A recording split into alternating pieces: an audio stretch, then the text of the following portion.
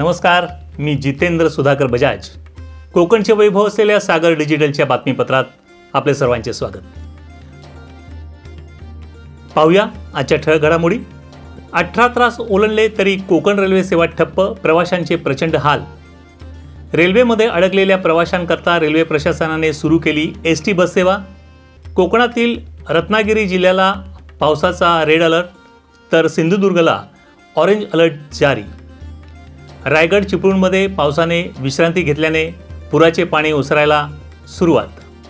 पावसापूर्वी नदीतील गाळ काढल्यास शहरात पुराचे पाणी शिरणार नाही, खेडमध्ये नागरिक संतप्त. माऊलीच्या पालखीचे वाखरी रिंगण पडले पार, वारकऱ्यांचा उत्साह शिगेला. आणि लाडकी बहीण योजनेचा पहिला हप्ता रक्षाबंधनाच्या दिवशी होणार जमा, उपमुख्यमंत्री अजित पवारांची घोषणा. आता पाहूया आजच्या सविस्तर बातम्या. 14 जुलै रोजी कोकण रेल्वेच्या विनेरे स्थानकादरम्यान दरड कोसळल्याने रेल्वे सेवा तब्बल 18 तासांपासून ठप्प आहे. यामुळे अनेक एक्सप्रेस गाड्या चिपळूण, खेड आणि रत्नागिरी स्थानकात अडकून पडल्याने प्रवाशांचे प्रचंड हाल झाले आहेत. तरी यावर उपाय म्हणून रेल्वे प्रशासनाने एसटी बसची सेवा सुरू केली आहे. दरडीच्या पार्श्वभूमीवर नागरिकांचे अधिक हाल होऊ नयेत म्हणून कोकणात जाणाऱ्या आणि कोकणातून येणाऱ्या अनेक गाड्या आज रद्द करण्यात आल्या आहेत. तसेच काही रेल्वे गाड्या पुणे मार्गे फिरवण्यात आल्या आहेत.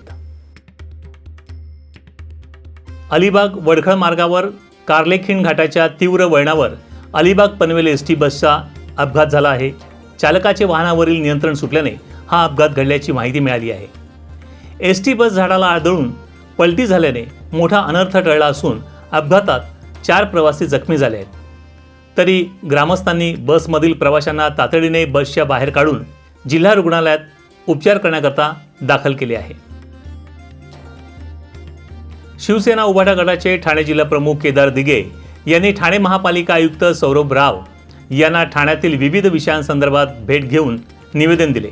यामध्ये विशेषतः ठाण्यातील नौपाडा येथील स्थानिक प्रश्नांबद्दल चर्चा करण्यात आली.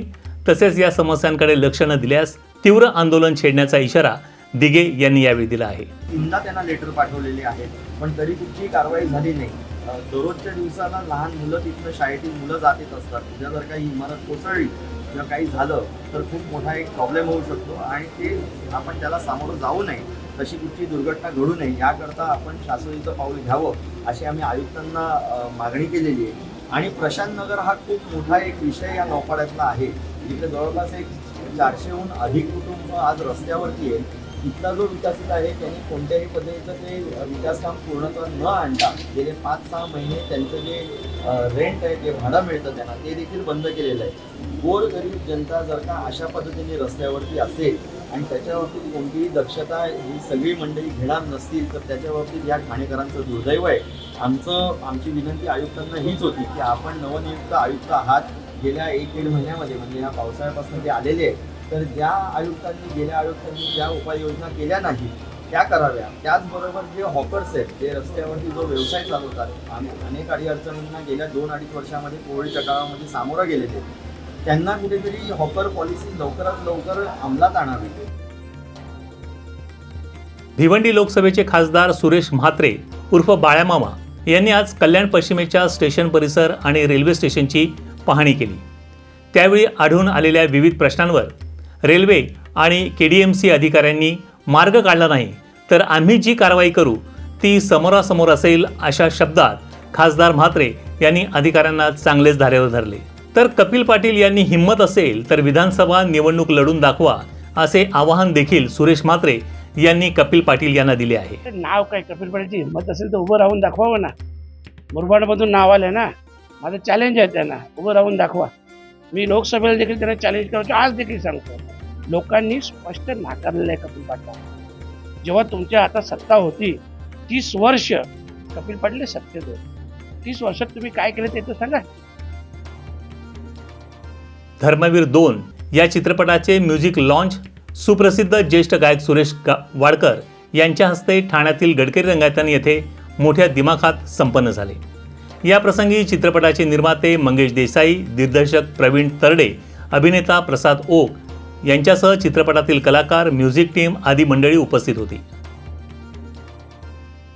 महामार्गावरील वाहतूक कोंडीचा आढावा घेण्यासाठी पायी चालत गेलेल्या तरुणाचा वैतरणा नदीत पडून मृत्यू झाला आहे.